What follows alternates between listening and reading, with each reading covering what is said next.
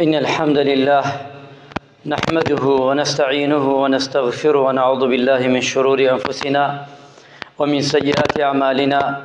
من يهدي الله فلا مضل له ومن يضلل فلا هادي له. أشهد أن لا إله إلا الله وحده لا شريك له وأشهد أن محمدا عبده ورسوله. يا أيها الذين آمنوا اتقوا الله وقولوا قولا سديدا يصلح لكم أعمالكم ويغفر لكم ذنوبكم ومن يطع الله ورسوله فقد فاز فوزا عظيما. أما بعد، سلامي خواهي قولتان لبي ميواناني مالي إخوة، السلام عليكم ورحمة الله وبركاته. وميدوارم لفرودگار بخاطرنا وجوانكاني بخاطر اسمي عظمي خوي لتاوان وقناحي همولايك من خوش ببي بتايبتي أمصال كبسرماناتي فرد به وصالي تازمانش بكاتماي خير وبركت بهم ولايك من إن شاء الله تعالى. إما داراني بريس معلومي جنابتانا آخر هفتمان لصالي 2022 واتا كوتا جمعة مانا لم صالدا درواو بمرور الزمن دقريتوا چونکە ژیان هەروایە و خوای پەروەردگار کە درستی کردووە ئەم ژیانە بەردەوامە، بەڵام مرۆڤەکان زۆر جار لەوەیە نەگەنە ساڵێکی تر. حەزم کرد لە کۆتایی ساڵ و لە کۆتایی هەفتەی ساڵ باسەوە بکەین ساڵی و نوێ و بیرکردنەوە وتارەکەمان لەسەرەوە بێ، واتە ساڵێکی تازە کە دەچین بەرەو پیری و بیر بکەینەوە لەو ساڵەش کە بەسەرمانە ڕۆیشت هەمومان کە ئەمڕۆ سیە. ئەم مانگە ئەگە بکە 31 ڕۆژێ 2 ڕۆژی تر ساڵێک ئەچێتە سەر تەمەنمان، ساڵێک نێزگە بینەوە بەرەو قیامەت. خۆی وایە ئیماندارانی عەزیز، ئەم ڕۆژانە و سەعات و بۆ نمونە وەرزەکان و دوانزە مانگەکە و ڕۆژەکانی و کاتژمێرەکانی و خولەکانی و چرکەکانی هەمووی تۆمار کراوە لە سەحیفەی هەر یەکێ لە ئێمە. ئەم ساڵە هەمووی لای خوای پەروەردگار ئەو سەحیفەی کە دانراوە مرۆڤ هەیەتی لە قیامەتدا پیشانیە درێ، هەمووی تایە ئیمانداران. مسقالە زەڕەیەک چریکەیەکی لێون نابێ خوای پەروەردگار، هەمووش پیشانە درێ لە قیامەت. ئاوا ڕووبەڕوود ئەکرێتەوە ئەوە ساڵی 2022 هەمووی پێت ئەڵێن چیت کردووە لە لەوحی خۆتە لە ژیان و تەمەنی خۆتە. خوای پەروەردگار لە قورئاندا ئاماژەی پێ دەکا و پێغەمبەری نازدارش عەلەیهی السەڵاتو وەسەلام يوم يبعثهم الله جميعا فينبئهم بما عملوا أحصاه الله ونسوه والله على كل شيء شهيد. پەروەردگار باس ئەوەمان بۆ کە لەو ڕۆژەی کە کۆ دەبینەوە هەموو شتەکان ئەخرێتە بەرچاومان کۆ کراوەتەوە و هەموویشی تەقدیم دەکرێ و دەیبینین بە چاوی خۆمان. خوای پەروەردگارش بەسەرمانەوە شایتەوە ئەمان بینێ هەموو کار و کردارێک دەکەین. ئێستا زۆر جار نەفسمانەمان خەڵەتێنێ، شەیطانەمان خەڵەتێنێ، وا دەزانین کەس نەمان بینی ئەم کارە و یان ئەو کارە بکەین، بەڵام پەروەردگار هەمووی دەبینێ جەلە جەلالوو. چونکە لەو ڕۆژەدا ئیماندارانی عەزیز، مسلمانانی خۆشەویست، دنیا دەروازەیەکە، دنیا کراوەیەکە بۆ قیامەت کە هەموومان کە دەمرین و دەچینە ساحەی مەحشەر هەر ئەچینە ناو قەبر، لە ناو قەبرە دوای زنی دەبینەوە لەو ساحەی لەو ئەرزەی کە تاوانی تیانە کراوە کە گوناحی تیان نییە. ئەم ئەرزە نییە مسلمانە خۆشەویستەکان، ئەرزێکە خوای دایناوە بەشەر تاوانی نەکردو لەسەری. لەو گۆڕەپانە هەموومان کۆ دەکرێینەوە و هەموومان بانگ دەکرێین و هەموو قەبرسانەکان کۆ دەبنەوە دەچن بۆی. نیدایەک دەدرێ، ئەو نیدایە بۆ هەموو قەبرسان و ئەوەی لە ناو زەویدا ڕوحی بەشەرێت هێڵکێشاوە خوا ئەمری پێەکە هەمووی بێتە دەرەوە، هەمووی بە یەک جا دێتە دەرەوە، هەموویشی دەچێ بە ئەو شوێنە خوا ئەمری پێ کردووە. لەو شوێنەدا بێ ئەوەی کە بینە دەرەوە خوای پەروەردگار لەو ڕۆژەدا لە گۆڕەکەت بەلە ئەوەی هەنگاوێ بنەی خوای پەروەردگار پرسیارێک لێ ئەکا. یەکێ لە ساحەی مەحشەردا کە پرسیاری لێکرێ، پرسیاری ئەوەیە ئەم تەمەنەت چی لێ کرد، کاتەکانت بەچی سرف کرد، گەنجێتی لەکوێ هێنات لەکوێ بردت. ئیماندارانی بەڕێز، مسلمانانی خۆشەویست، لە دنیادا ئەمە نییە کەس پێت ناڵێت تەمەنت لە چیا سەرف کرد، بە کەیفی خۆت لە چیا سەرفیەکەی سەرفی کرد. چەند ڕۆژێکی تر خەڵکێک ئەچێ بۆ سەر ساڵ، بیدایی سەر ساڵی بە تاوان بە تایبەتی و گەنجانە. ئەژە با بڕۆین کەمێ خۆشی دەربڕین. ئیسلام لەگەڵ هەموو خۆشیەکایە، بەس ئەگە خۆشیە کوفر بێ نەخێر، ئەگە خۆشیەک ناشەرعی تیا بێ نەخێر.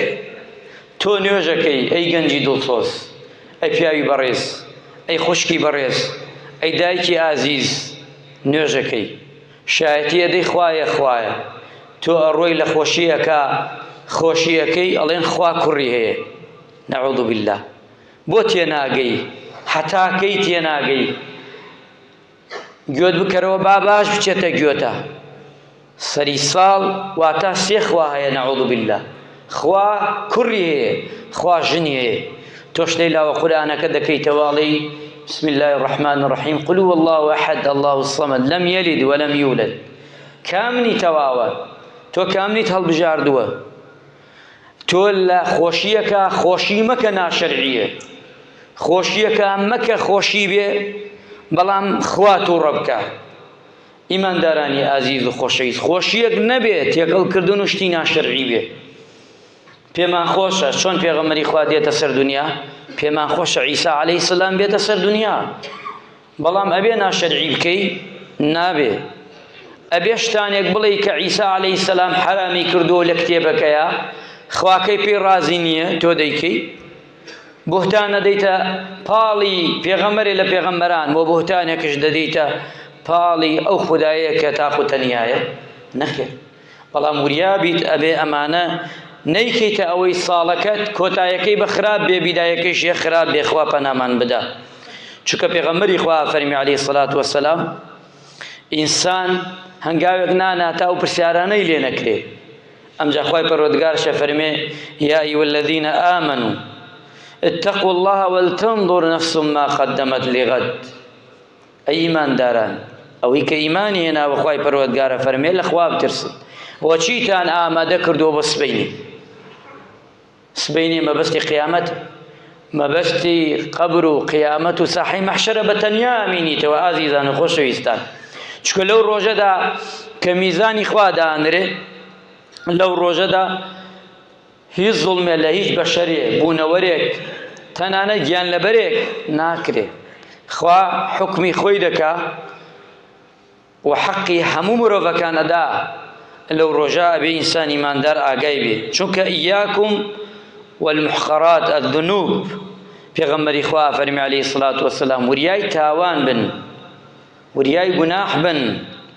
ئەمجا ئەفەرمێ فإنهن يجتمعن على رجل.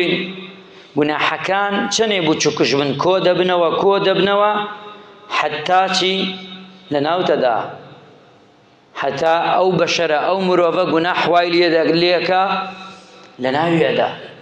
ئەبێ ویرابین مسلمانە ئازیزەکان کە ئیماندارین، مسلمانین، ئەوەی کە دیندارین بەڕاستی دیندار بین، مسلمان بین. لە هەموو شتە خراپەکان هەوڵدەین خۆمان لادەین. کوڕەکەتە کچەکەتە تێیگێنە، بە تووڕەینا داینە کوڕم کچم ئەمە ئەکەی خراپە، خوا پێی خۆش نییە، ئەمەی کە دەیکۆی تۆ ناشەرعیە، خراپە. لە قیامەتە خوا ئەزیەتەدا، لە دنیادا سەرفرازی دنیا و قیامەت نابی. کارەکانت جوان ناکا خوای پەروەردگار، نەک تۆ بکەویتە تەکی خۆت بیبی، خۆت کار ئاسانی بۆ بکەی. خوا پەنامان بدە، چونکە خوای پەروەردگار هەموو شوێنێکی لێوە دیارە، هەموو شتێکشی لێوە دیارە، هەموو کار و کردارێکشی هەر لێوەدارە. ئەبێ بزانی ئەو ڕۆژەیە فمن يعمل مثقال ذرة خيرا يرى ومن يعمل مثقال ذرة شرا يرى. هەموو مرۆڤ کۆ بێتەوە بە چاو، مثقال ذرەی نابینین، هەمومان کۆ بینەوە بە چاو. ئەبێ بڕۆی ئەجیزەیەک بێنی هەتا مثقال ذرەیەکە بین. لە قورئانە تۆمار کراوە مثقال ذرە شەرع گومی نەکردووە، ئەڵێ محاسەبەی لەسەر چی خێر بێ چی شەڕ بێ. ها ئەم ئیسلامە چەنێ وردەکارە، چۆن پێتەڵێ ئەو قورئانە ئەی مرۆڤ ئاگاد لە خۆت بێ، ئەی ئینسان ئاگاد لە خۆت بێ. ئەو کتابەت هەیە جوانی بکە، پڕیش کردداری شیرین و چاک و باشی بکە کردارانێکی تێمەکە سبەینێ خۆت پەشیمان بیلەی ئەگە خوا عەفوت نەکا فقط هەلک تیا ئەچیت لەناو ئەچیت وەک ئەو مرۆڤانەی کە خوای پەروەردگار لە قیامەتا پێیان ئەڵێ ئەوەتان کرد و ئەوەتان کرد چونکە پێغەمبەری خوا صلی الله علیه وسلم پیاوی هاتە خزمەتی فەرمووی ئەی پێغەمبەری خوا صلی الله علیه وسلم بەخۆی لەگەڵ ئیمامی عومەرە ڕەضا و ڕەحمەتی خوای لێبێ فەرمووی ئایا لە ڕۆژی قیامەتە کاتێ مرۆڤەکان کۆ دەبنەوە زندی دەبنەوە ئەوانەی تاوانی زۆریان کردو چۆنە حەڵێن ئیمامی عومەر فەرمووی لە پێغەمبەری خوام بیستووە صلی الله علیه وسلم کاتە ئیمانداران محاسبە دەکرێن مسلمان ئیماندار خوای پەروەردگار مەلایکەی ئەنێرێتە بنگوێی پێ ئەڵێ فڵان ڕۆژ لە فڵان کات لە فڵان سەعات ئەوەت نەکرد ئەو شەڵێ بەڵێ خودایە ئەڵێ لەورا ئەوەت نەکرد ئەڵێ بەڵێ ئەڵێ ئەمەت نەکردووە ئەڵێ بەڵێ هەمووی ئینسانی مسلمان و دیندار وا ئەڵێ دەی ئەڵێ پێی بڵێن ئەوە خوای گەورە عەفوی کردی با کەس نەزانێ عەفوی کردی بەڵام ئەوانەی کە منافق و کافرن ئەوانەی ملوڕند و لە ڕوو جەنابتان مناقەشە و جوابی خوا ئەدەنەوە خوای پەروەردگار کردارەکان و خراپەکانیان فەسحەکە لەو ڕۆژەدا چونکە ئەڵێ ئەوەت نەکرد ئەوەت نەکرد ئەڵێ نە خودایە ئەو کاتە خوای گەورە شاید لە جەستەکانی خۆیە کاتە شایەت و خەڵکیەتی هەمووی ئەیبینێ کەواتە مسلمانانی ئازیز ئیماندارانی خۆشەویست ساڵی 2020 هەر شتێ چاکەمان کردە لە خواوەیە خوا یارمەتی داوین ئازایی ئێمە نییە کردەوەی چاکە خوا یارمەتیمانەدا مۆفەقمانەکا کردومانە هەرچی خراپەیەکمان کردووە لە خۆمانەوەیە نەیدەینە پاڵی خوا لە خۆمانەوە لە نەفسمانەوەیە بۆیە سوپاسی خوا بکەین لەسەر ئەوەی کە چاک کردومانە داوای لێبوردونش کەین لە خوا ئەوەی خراپەیە کە چییە کە کردومانە و لێمان خۆش بێ بتوانین بۆ ساڵی تر ساڵی ئایندە گۆڕانکاریمان هەبێ مسلمانە ئازیزەکان ئیماندارانی خۆشەویست چونکە زانایان و پیاوچاکان و تویانە ئەگەر ئەمڕۆ بەیانیت وەک یەک بێ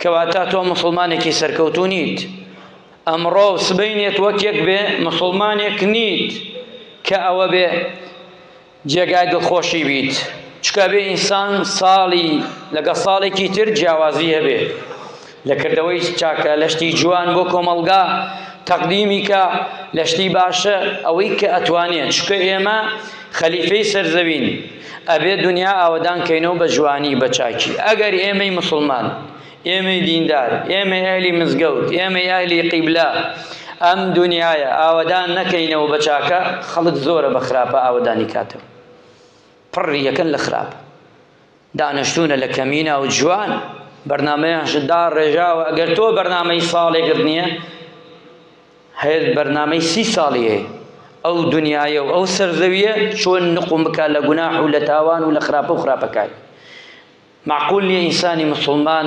نەتوانێ بۆ خۆی بۆ ماڵ و مناڵی خۆی ساڵێکی ڕۆیشت ساڵەکەی تردێ ئەبێ گۆڕانکاریەکە بێ لە ژیان تا بۆ خۆت و دەوروبەرت بۆی سوودی بێ خوای گەورە ڕەحمە مولایکمان بکە عاقبەت خێرمان کە لەشمان ساغ بکە عیبادەتمان لێ قبوڵ کە وە کردەوە چاکەکانمان لێ قبوڵ کە مەوفوقمان کە و سەرفرازی دنیا و قیامەتمان بکە یا ربی خوای لە تەپاڕین لە گوناحەکانمان خۆش بی یا ربی ساڵی ئایندەمان بکەیتە ساڵی خۆشی بەرەکەت چاکە و چاکەکاری خوای ڕحم بە وڵاتمان بکەی ڕحم بە نەخۆشەکانمان بکەی ئەوەی احتیاجێکی خوایە بۆی جێبەجێ بکەی یا الله خوایە ئەوەی نەخۆشە داوای دوعای خێری کردو یا الله خوایە شفای عاجلی بۆ بنێری ئەوانی داوایان کردوشی داوای نەکو ڕحم بە پیاوەتەمەنەکانمان بکەی عاقبەت خێریان بکەی ڕحم بە دایک و خوشکانمان بکەی ڕحم بە گەنجەکانمان بکەی وارحم بأولادمان كي آمين آمين والحمد لله رب العالمين آمين اللهم آمين والحمد لله رب العالمين الحمد لله ثم الحمد لله وما توفيقي ولا اعتصام إلا بالله عليه توكلت وإليه منيب أما بعد إما داراني خوشويست حەزم کرد شتێک بوو هەر جەنابتانش ئاگادار بن ئێمە ئەم دوو هەفتەی پێشوو باسی تاوانەکانمان کرد. سوپاس بۆخوا من زۆر جەختم کردەوە لەسەرەوەی بۆ هاوسەرگیری بۆ کچان و کوڕان ئاسانکاری بکە. من دەستخۆشی دەکەم بەڕاستی هەر پیاوێک ماڵێک کچەکەی ئەداتە شوو کار ئاسانیەکە. لەو هەفتەی ڕابردووە چوومە ماڵێک مارەی ژنێکم بڕی بۆ کچ و کوڕێ خوای گەورە بەختەوەر هەموو لایە بکە و کچ و کوڕانە ئەوانەیشی هاوسەرگیریان نەکردو گەنجە ئازیز و خۆشەویستانە خوای گەورە کاریان بۆ ئاسان کات چی لە کوڕان چی لە کچان. یعنی مقدمەکەی 3 ملیۆن دیناری دانابوو. بەڕاستی زۆر شتێکی جوانە. ئافرەتێکی تر مقدمەکەی عەمرەیەکی دانابوو. یعنی ئەم شتانە با وڕک نەگرین لە 19. ئەمە فێڵە. وەڵام مامۆستا با بیست نەوێ 19 بێ. ئەمە فێڵە خۆمان ئەیکەین بەس بۆی زەکاتی نەبێت. تۆ با کچەکەت بەختەوەر بێ. منەی 19 و 20 و 40 مەکە. خوام کردە 100 مسخاڵت کردووە تو کچەکەت بچێتە ماڵێ بەختەوەر نەبێ. چیەکەی لە ئاڵتون چیەکەی لە پارە چی ئیسفادەی هەیە؟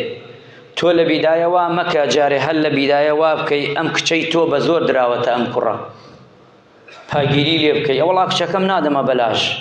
مەسەلە بەلاش نییە. خۆ دینارێکی نایەتە گرفانی تۆ. خۆ تۆ چەندێ داکۆکیەکەی لەسەر ئەو پارەی ئەو ئاڵتونەی بێت بۆ کچەکەی تۆ کچەکەت دوایێ وای بادە دەستی ئەو پیاوەی. خۆ هەر ئەو پیاوە شەیفرۆشێ. خۆ دوای شەی کاتە ماڵ بۆ کچەکەی تۆ. کەواتە ئازیزان بۆ ئەوەی ئێمە ئەوانە جێی دەستخۆشیە ئێمە هەمومان بەیەکەوە کار ئاسان بین کار ئاسان بکەین. وەڵای خەتەرەکە لەوە گەورەترە. زۆر جار من باسی یەکەم بۆی ئازیزان خۆشەویستان ئێستا گەنجی وایە حەزەکە ژن بێنێ کێ گەرێکەتی یارمەتی گەنجێ بدا پێویستی بە 1 ملیۆن دینارە بۆی زەواج بکە. تەسەورەکەی 1 ملیۆن دینار نیەتی کە خێزانەکەی بگوازێتەوە. چەندێکمانەیە ئەتوانێت بە هەزاران ملیۆن دینار بداتە کەسی وا. ئەی بۆ وابی بۆ وانەبین. ئەی دەرویکەینەوە لەو گەنجانە. ئەی من و تۆ ئەگە دەرو نەکەینەوە مسڵمان ئازیزەکەن ئەو گەنجانە هەمووی لە شوێنی خراپە بینی دوایی. باوکی ئازیز بەخوا مناڵەکەت لە شوێنی خراپە بینی چی کوڕ بێ چی کچ بێ. ئەگە کچت هەیە لە غەمی باو هەوڵی بۆ بدە و کاری بۆ ئاسانکە و بیدەشوو. ئەگە کوڕت هەیە دەستی بگرە و مەیلە بڕوا کار ئاسانی بۆ بکە و ژنی بۆ بێنە. ئەگەر نەکەی خەڵکی تر دەستیان ئەگرن و بە ئاسانی ئیبەن و شوێنی چاک و باشیانش بۆ ئامادە کردوون و بارەکەڵایانش بۆ ئەکەن و دەستخۆشییانش لێ ئەکەن و نقمی حرام و گوناح و تاوانیەکەن ئەو کاتە تۆش ڕۆت نییە لە ناو خەڵکە سەر بەرزکەیتەوە. ئەی بۆ واکی بۆیە من دەستخۆشیمێ بۆ ئەو باوکو دایکانەی کە کار ئاسانیەکەن بۆ کچەکەی بە تایبەت بزاد و بۆ کوڕەکەی کارێکی گەورە و پیرۆزە خوای گەورە ڕەحم بە هەموو لایەکمان بکە.